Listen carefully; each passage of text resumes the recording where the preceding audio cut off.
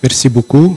J'aime bien tout d'abord remercier le bureau de la Société tunisienne des maladies respiratoires ainsi que le comité d'organisation de m'avoir donné cette occasion pour être l'un des intervenants de ce 26e congrès national de pneumologie et de parler d'une entité assez spéciale qui est la pneumopathie interstitielle à caractéristiques auto-immunes connue sous la fameuse abréviation IPAF.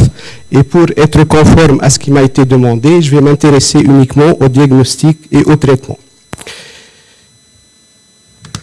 Je ne sais pas comment je passe.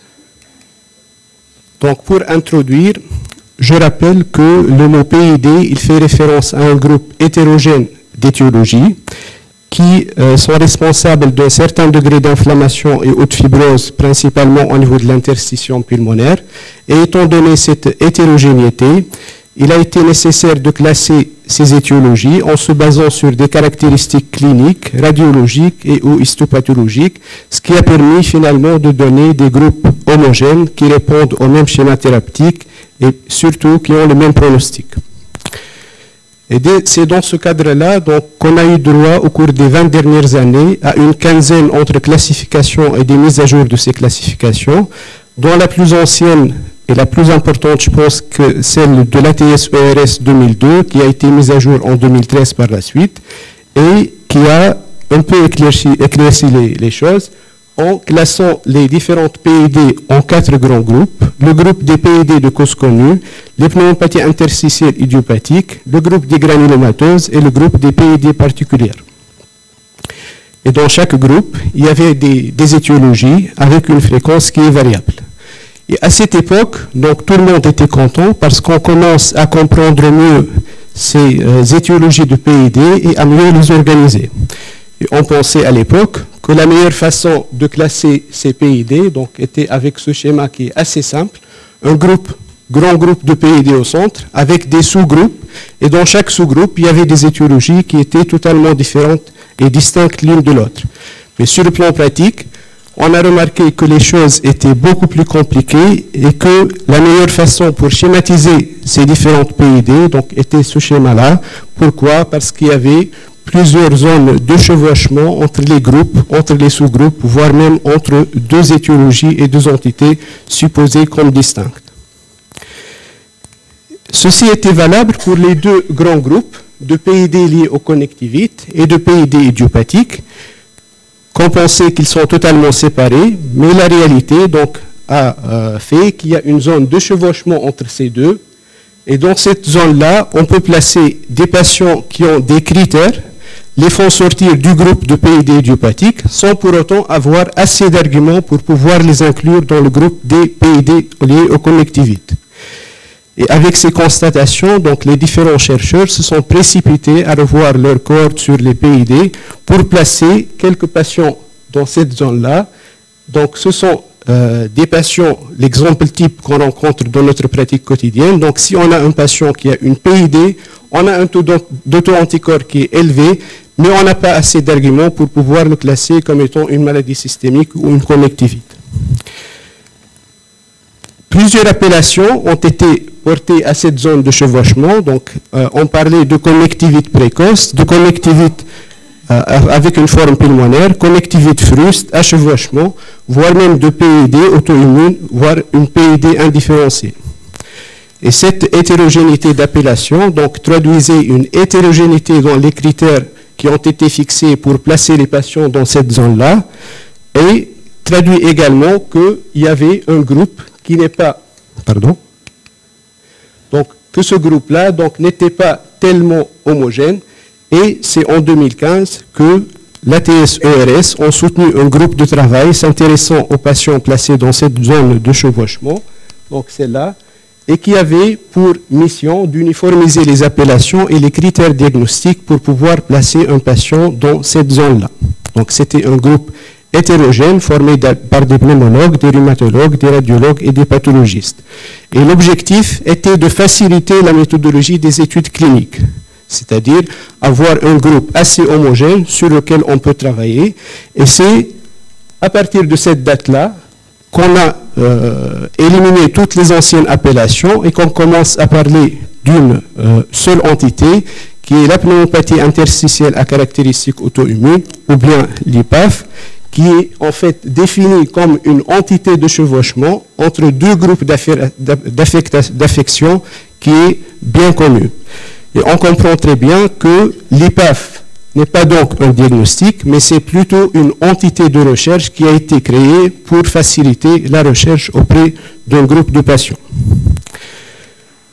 Maintenant, quels sont les éléments diagnostiques sur lesquels on peut se baser pour classer un patient comme étant IPAF? En fait, il y a 4 conditions obligatoires. Donc la première, il faut avoir la preuve d'une PID confirmée par un scanner haute résolution et ou par l'histopathologie sur une biopsie pulmonaire chirurgicale. Deuxième condition, il faut exclure toutes les autres étiologies de PID par un examen clinique assez approfondi. Troisième condition, donc il ne faut pas avoir les différents critères et tous les critères d'une connectivite. Et quatrième condition, il faut avoir au moins un critère par domaine sur au moins 2 des 3 domaines suivants, donc le domaine clinique, le domaine sérologique et le domaine morphologique que je vais détailler. Donc voici les différents domaines. Dans chaque domaine, il y a des critères. Et je vais commencer tout d'abord par le premier domaine qui est le domaine clinique. En fait, ce domaine, il inclut les signes de l'examen physique qu'on peut retrouver chez des patients qui ont une maladie systémique, principalement une connectivite. Donc, à savoir une fissuration digitale distale, qu'on appelle l'éma de mécanicien, une ulcération de la pointe digitale qu'on peut rencontrer chez les patients qui ont une sclérodermie, une arthrite inflammatoire ou bien une raideur polyarticulaire matinale durant plus de 60 minutes, une téléangiectasie palmaire, un phénomène de Raynaud, un œdème digital inexpliqué ou bien une éruption cutanée fixe inexpliquée sur les surfaces des extenseurs digitaux qu'on appelle le signe de Gautran. Le deuxième domaine, c'est le domaine sérologique qui comporte en fait des auto-anticorps qu'on peut les classer en 2 grandes catégories. Donc soit des auto-anticorps qui sont assez spécifiques des connectivites. Dans ce cas-là, on n'a pas besoin d'un taux élevé pour pouvoir retenir le critère. L'exemple, si on a un taux des anticorps anti-MD5 ou bien SSA ou bien anti-SCL, donc quel que soit le taux, le critère sérologique, il est validé. Deuxième catégorie, donc ce sont des auto-anticorps qui ne sont pas assez spécifiques, qui peuvent se voir même chez des sujets normaux, des sujets âgés ou bien en post-infectieux. Dans ce cas, donc, on exige un certain taux. Par exemple, pour les anticorps antinucléaires mouchetés, on exige un taux qui est supérieur à 1 sur 320. Pour le facteur hématoïde, il faut exiger un taux qui est supérieur à 2 fois la limite supérieure de la normale. Le troisième domaine, c'est le domaine morphologique, qui est divisé en fait en 3 sous-domaines. Le sous-domaine des patterns scanographiques, patterns histopathologiques, et le troisième sous-domaine, c'est le domaine des atteintes thoraciques associées. Pour les patterns scanographiques, donc il s'agit principalement du pattern PINS, de pneumonie organisée, association des deux, pneumonie organisée PINS, ou bien d'une pneumopathie interstitielle lymphocytaire. Pour le pattern histopathologique, c'est à peu près le même que les patterns scanographiques, auxquels on va ajouter les agrégats interstitiels lymphoïdes à centres germinaux et les infiltrations lymphoplasmocytaires diffuses. Une attention particulière doit être portée au pattern UUP, dont la présence scanographique ou bien histopathologique sur la biopsie pulmonaire chirurgicale n'exclut pas le diagnostic d'IPAF, mais en même temps, elle ne sera pas comptabilisée parmi les critères morphologiques. Et ça a suscité beaucoup de critiques et beaucoup de débats. Le troisième domaine, ce sont les atteintes thoraciques associées inexpliquées. Donc, il s'agit de la présence inexpliquée d'un épanchement ou bien d'un épaississement pleural, la présence inexpliquée d'un épanchement ou bien d'épaississement péricardique, une atteinte intrinsèque et inexpliquée des voies aériennes et une atteinte vasculaire pulmonaire inexpliquée. Donc, si on résume, et sur le plan pratique, pour pouvoir classer un patient comme étant une IPAF, 4 conditions sont obligatoires. Avoir une PID confirmée radiologiquement ou bien histopathologiquement sur une biopsie pulmonaire chirurgicale, exclure les autres étiologies de PID, ne pas avoir tous les critères permettant de confirmer le diagnostic d'une connectivite, et quatrième condition, avoir au moins un critère sur au moins 2 des 3 domaines cliniques, sérologiques et morphologiques.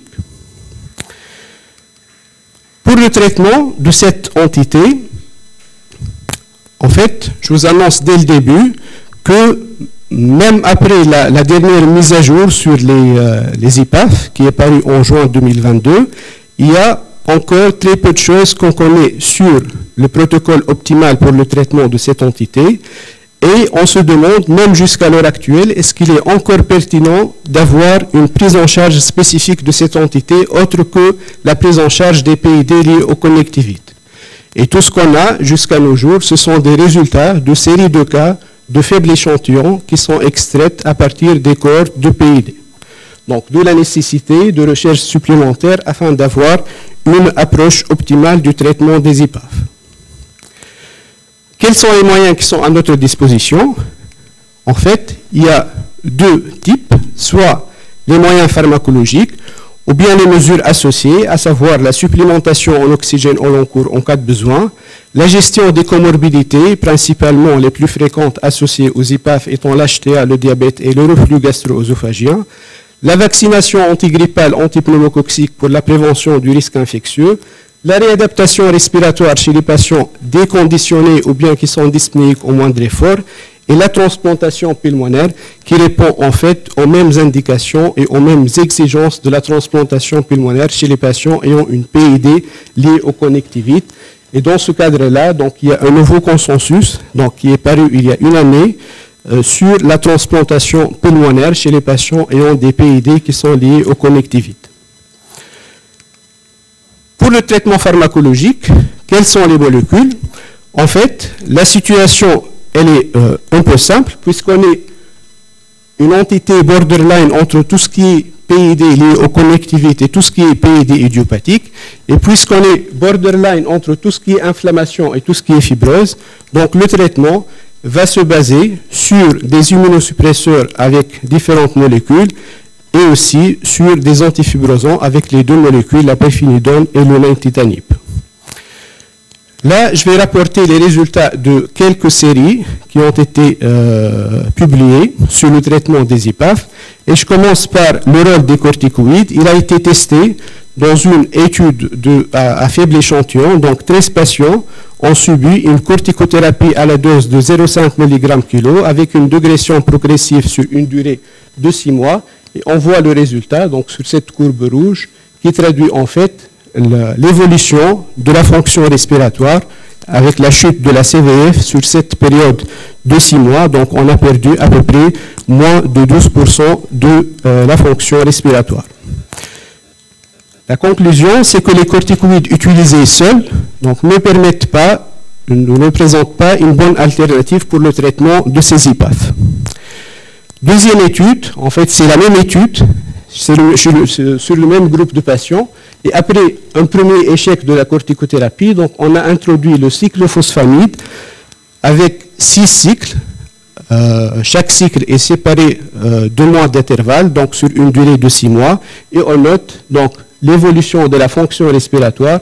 Il y a un gain de plus de 9% de la CVF après 6 mois de cyclophosphamide. Une autre molécule qui a été testée, donc la biothérapie, le rituximab, elle a été testée sur une étude multicentrique incluant 50 patients ayant une IPAF. Tous les patients qui ont été inclus à partir de 2 centres différents des États-Unis, donc ont bénéficié de ce traitement sur une période de 1 année. Et on a noté que dans plus que 80% des cas, on a soit une stabilité, soit une amélioration de la fonction respiratoire. Une autre molécule d'immunosuppresseur, donc le mycophénolate mofétyl, c'est une molécule qui a été initialement utilisée pour la prévention du rejet de greffe chez les patients transplantés d'organes, mais depuis quelques années, on s'y intéresse pour le traitement des patients ayant des PID liés aux connectivites, étant donné ses propriétés polyvalentes, notamment anti-inflammatoires, immunomodulatrices, antifibrotiques et antiprolifératives.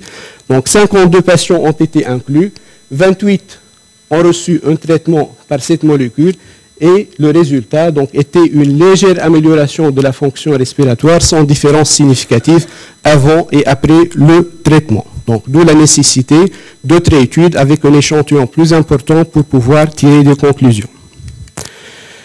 Pour les antifibrosants, donc la pirfenidone, Une étude récente, en 2022, a été publiée sur 184 patients ayant une IPAF avec un début de fibrose. Donc la fibrose représentait à peu près 10% de l'ensemble des lésions scanographiques.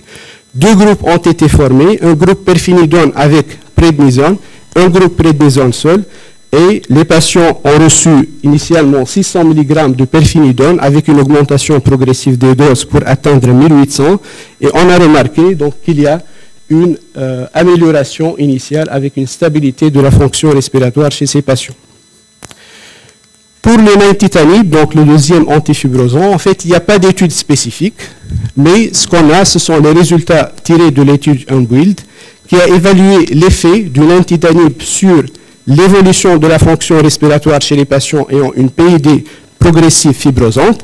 Et les conclusions, c'est quelle que soit l'étiologie, si on est devant un phénotype fibrosant progressif, donc le nintedanib peut donner des bénéfices, et par extrapolation, donc on a retenu cette conclusion pour les IPAF. Donc si IPAF avec phénotype progressif, donc le nintedanib peut ralentir le déclin de la fonction respiratoire.